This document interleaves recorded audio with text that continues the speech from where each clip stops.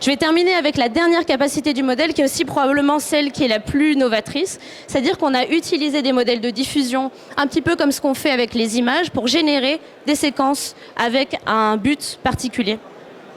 Donc ici, comment est-ce que ça fonctionne? On peut dire au modèle, on peut prompter le modèle pour générer une séquence qui va avoir une activité augmentée ou diminuée. Et ce que vous pouvez voir sur la droite, ce sont les résultats qu'on a obtenus in vivo, donc chez la mouche.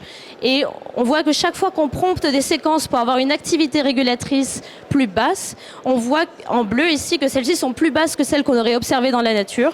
Et de la même manière, quand on prompte la séquence pour qu'elle soit générée de manière à avoir une activité régulatrice supérieure, les activités ici sont supérieures à celles qu'on aurait observées dans la nature.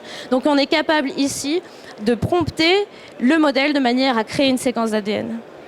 Et enfin, une autre manière de déployer ce genre de système, c'est de prompter pour une spécificité, c'est-à-dire soit une séquence qui soit spécifique d'une autre séquence régulatrice A et pas d'une B. Et c'est ce qu'on voit ici, la spécificité est augmentée en bleu par rapport à ce qu'on trouverait dans la nature. Et enfin, donc, toutes ces capacités du modèle sont directement utilisables sans aucun besoin de connaissances en ML ou en IA à travers la plateforme qu'on a développée qui s'appelle DeepChain.